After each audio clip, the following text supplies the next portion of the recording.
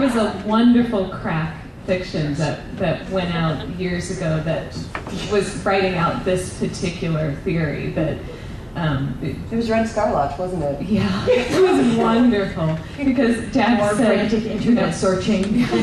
before I came along, you weren't interested in this at all, and now all of a sudden I'm here and you're, resonating concrete, and it's a great, great story. Okay, one more comment, and then we're going to talk about Series 6. 2 more comments. Did you have a comment as well? Okay, 2 more comments, and then we're going to move on to Series 6 because we're in the last 20 minutes of the panel. So then it will be, as River says, spoilers. Go ahead. As far as the Doctor's sexuality goes, I like to hang on to like a throwaway line in one of the Big Finish productions where Melanie says at one point when there's some like aliens using some pheromones to get the doctoral lust voices, she says, you've had a like 700-year streak of celibacy. You'll be ashamed to break it now.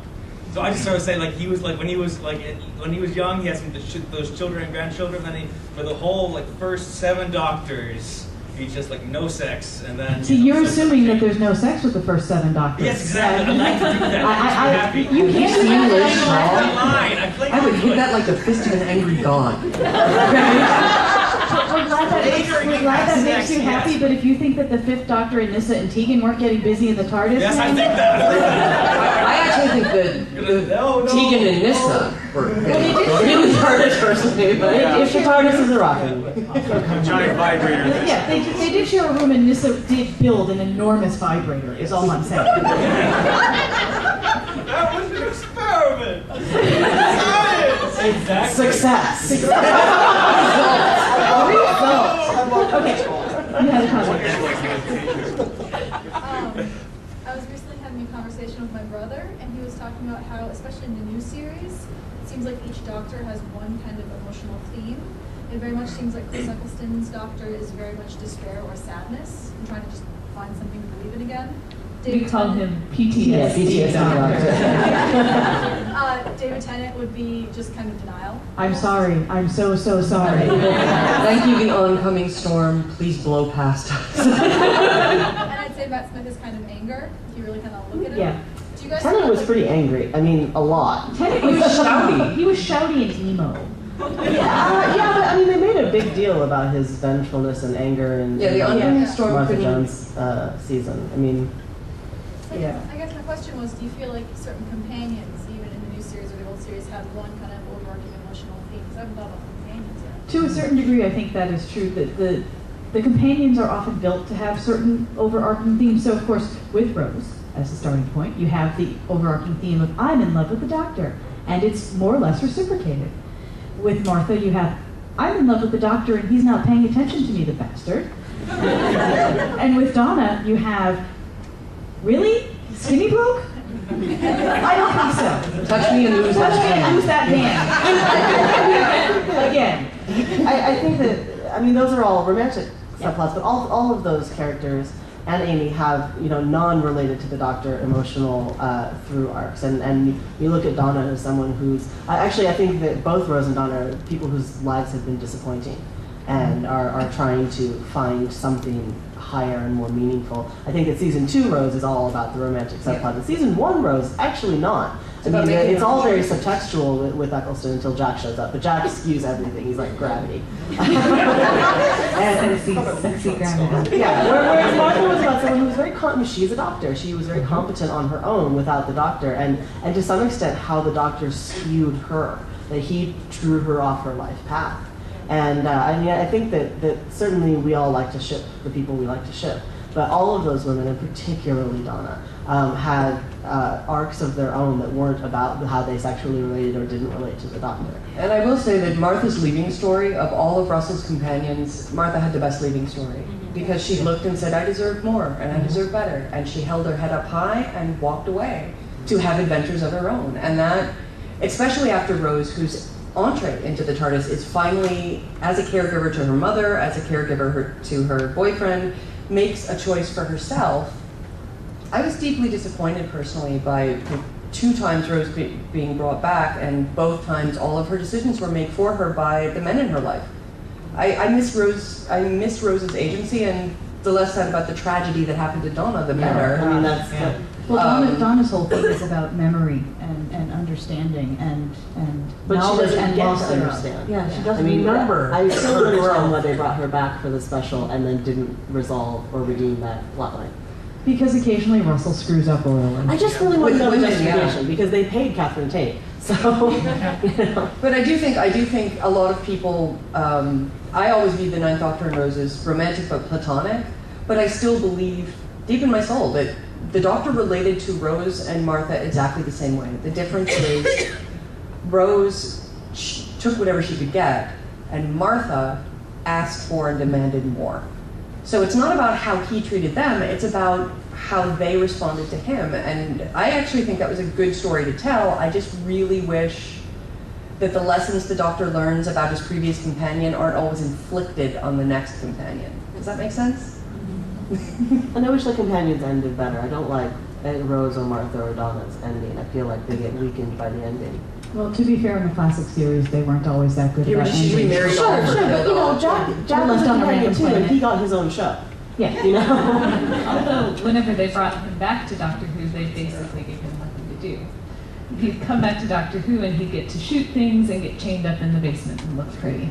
Which is not That works pretty much bad. Of course we're Doctor Who companion. I'm still failing to see the drawback here, Krista. Yeah, I actually think the Sarah Jane Adventures is probably the best Doctor Yes. Who I saw during Russell's era. I mean, as much as I loved season 1 with the Ninth Doctor, Sarah Jane was proper Doctor Who for me, and I thought it was, especially the first series, absolutely stunningly fantastic. Sarah Jane Adventures are also just a really great example of good children's television that does not condescend to the children that it is aimed at, and does not, as a parent, make you want to claw out your own eyes from its inanity. And Clyde is awesome. Yes. Yes. Clyde is awesome.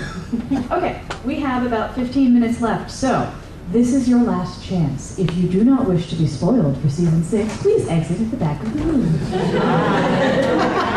Bye, Kat. Thank you.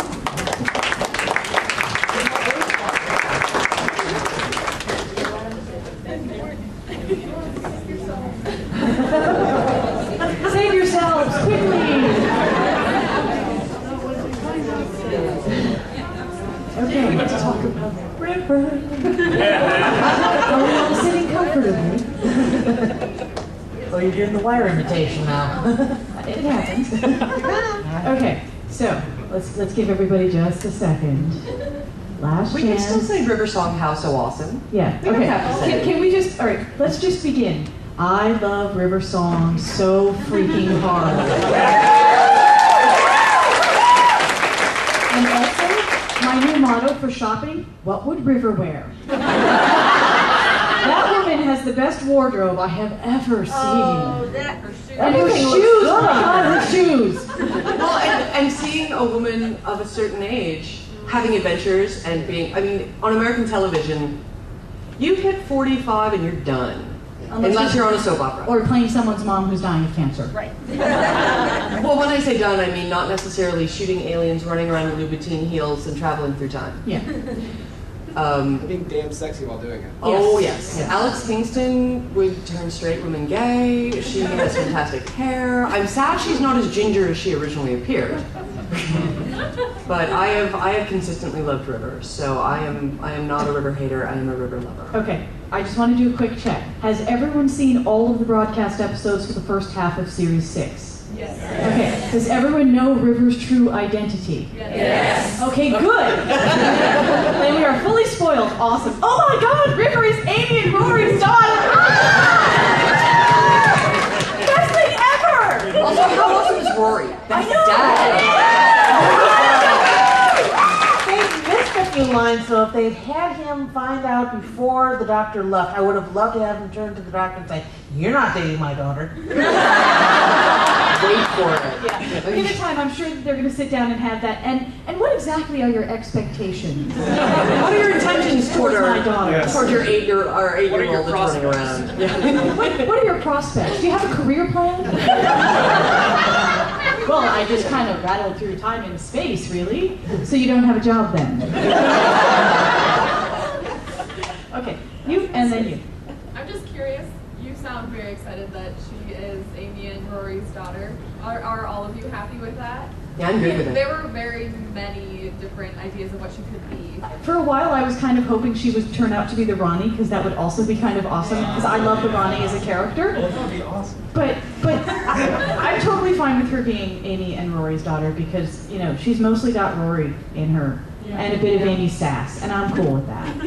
I'm just hoping for a really good explanation as to how someone who is basically Amy Norrie's daughter can actually travel across the Doctor's timeline. She has a time head.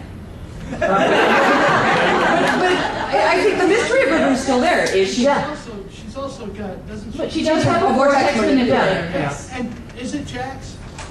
I think that she bought one from a blue guy at one point. Yeah, she bought a blue guy at one But point. also just the fact that she still has tons of mystery. I mean, yes, we now know that she's Melody, but we still don't know who she killed, why she's in prison, what order she has met the various doctors. How He many- still knows about her ending, and she doesn't know. How many other rivers have there been? How many? If she is the girl who regenerated, I think we that's assume. pretty clear that she is. Yeah. You can tell when the music theme is exactly the same. Okay. When she's showing the little Embroidery. the prayer leaf with her name on it. Murray Gold's using the same music theme there that he used on the regenerating girl at the end of Day of the Dead. Oh, okay. Oh God! To know your 8-year-old is out there and you've missed the first 8 years of her life. I know. That's a story I can't wait to see and cry over. I don't think he's missed them yet. No, her parents have sort of missed them. Yeah, her parents have been like, oh yeah, we should go look for her or something. Well, that was the thing I was really excited That picture about. gets taken at some point of Amy Yeah. holding her. I was really excited when they showed River shooting at the girl in the spacesuit, because when I assumed that River was the girl in the spacesuit, I've always assumed, and this is pure fan speculation, I have no inside information, I've always assumed that the good man River killed was the Doctor when she, and that was the first time she met him, and of course the first time he met River is when she sacrifices herself to save him. So that was, I have no idea if it's going to happen, but that was what I always assumed. And I totally, once River's arc is complete, as it were, I'm totally going back and watching the episodes in her order, so that I can just have a good cry. Yeah. Go ahead. I sort of hate to say this because of the outpouring of love, but as a, I grew up with the old Doctor Who and loving it, and I just, I love, the new season when it was coming up. And me and my current girlfriend met over this new season. We've just been watching together, watching all the other stuff, and we saw this season coming up, and both really excited. And then we just sort of watched these last 6 episodes. We're like, what the? No. And like this. PG-13, we were please. just sort of Kids in faces the were room. falling, and it just seemed like such. It seems to always to me like some of the worst writing I've ever seen in the entire series. All the Doctor Who media produced. I mean, Did you see the end of time? Seriously. So, I mean, it's even worse than that. It's just the soap opera in this. It just seems to be like some. It's okay if it doesn't appeal to you, and I'm sorry that it was a disappointment. But one of the rules of Fight Club is don't harsh other people's squeak. The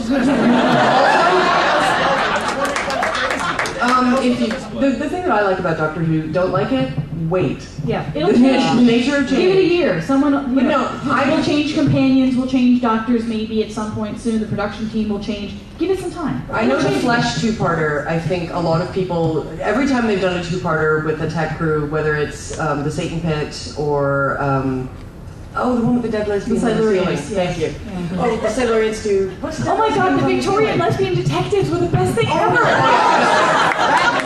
Interspecies Victorian lesbian detectives was really They need to get together with Victorian Torchwood and have their own series. Yes. But the two-parters I know are not always a popular format. And there's still like the Flesh Doctor wandering around doing stuff. I would Maybe. say for just about every era of Doctor Who, there are people who love it and people who hate it. Yeah. So But you're they're not always alone. passionate. If you're wondering, are you crazy? I can't answer that. But there are other people who share your opinion. I know in Chris Eccleston, the first season, there are episodes much beloved by the majority of fandom that I do not care for at all. And so it Name one, I Krista. do not like. I'll pitch you. I know I love Dalek. Okay. I do not like Father's Day because I know I'm very Unclean. Into his beard I right saw now. the trailer and I said, "That's the city on the edge of forever," and it was. And so again, that's my predictable thing. I want things to surprise me. So purely personal, and I try not to harsh on other people's squee. When people love that episode, and many people do, I just kind of keep it to myself. So, okay, we had a bunch of questions, so I want to get to everybody if I can. So we're going to go right across here. So 1, 2, and 3. Please go. What do you think, we were talking about who River killed, what do you think about the theory that it's Rory? The theme this whole season has been... Oh my God, Rory's dead, you bastards! Let's hope they don't One get strike broken up. against that theory is the fact, a loose end they still haven't tied up, is the future Amy and Rory that were on the hill at the end of at the beginning of the Silurian two-parter, who turn up to wave at themselves. If We don't that know still where they happens. came from. The future Amy and Rory at the end of the Yeah, but that was in the universe that Amy completely rewrote at her wedding day. Yes, Yeah. but everything else has been. This is the problem. Everything else has been. This is the problem in a fandom that has been devoted to continuity for 50 years, and an executive producer who's like, time can be rewritten, bitches. Children in the room. Okay, you had a comment. Actually, the retconning of Amy's life, it ties in directly to my comment, which was I noticed in the first episode of the most recent season, they touched on all of the previous episodes in the previous season except the Dream Lord. Yes. What do you think is up with that? What do we think is up with not touching on Dream Lord as opposed to the rest of the episodes? I think Mr. Manfred has something to say here. That episode was written very late. It was the replacement for the fact that Neil Gaiman's episode had to be delayed to this season Because it was too expensive. Right. Well, they ran on Angels, right? What did they spend too much on Angels? Needed the shoot in Trogir. Apparently, it's something that has to do with the production side of the series. It's not a story question. It's the last episode question. shot, and So it was called, they ran out of money and had to replace one episode with another, and they didn't really plan for the continuity of the Dream Lord to be incorporated into the storytelling of season 6. I kept hoping that he was either the Trickster or the Black Guardian, but I consider the Trickster to be the Black Guardian. So. Well, they're basically the same character. Yep, with I'm stupid evil bird hats. with a bird hat. Okay, I'm doing a new thing this year where I'm trying not to speculate incessantly on future things. This is a departure from how I've done fandom in the past. You can do it, Chris. Hold on to love. And it involves staying away from LiveJournal. largely. Hold on to Or, love. it's very much, we tend to watch things time shifted. So there are days when it's like, dear Twitter, go away. Not talking to you, Kate and Scott. Okay, Wes, you had a Yep, question. just a general question. Do chicks dig lactating Centaurans? Again, that was another wonderful line that was missed. Dig nurses. I wanted to have Rory turn to the Centaur and go, I'm a nurse too. Yeah. I missed that line. I am so okay with that. No, I really loved the Sontaran. It's the first Sontaran that I haven't gone, oh, what are the potato guys up to now? He was a Sontaran I actually cared about as an individual for a clone race. He was kind of awesome, yeah. I do think it was unfair that his armor is normal. Yeah. But yeah, that Sontaran was kind of awesome. I mean, we just rewatched The Time Warrior, and I really liked the Sontaran in that episode back in the day with Pertwee and Sarah Jane. But again, you have Liz Slayton raising the game for all the actors, including the dude in prosthetics. So it just kind of does that. Okay, you had your hand up, and then you in the hat in the back, and then you in the gray shirt. Okay, 1, my 10, 2, and 3. My question for you is, what is your favorite of the companions? Mira, Barbara. Favorite companions, Ace. Oh, right. Or Jack. I don't know why that took me so long. Leela followed by Donna. Okay, we are just about out of time.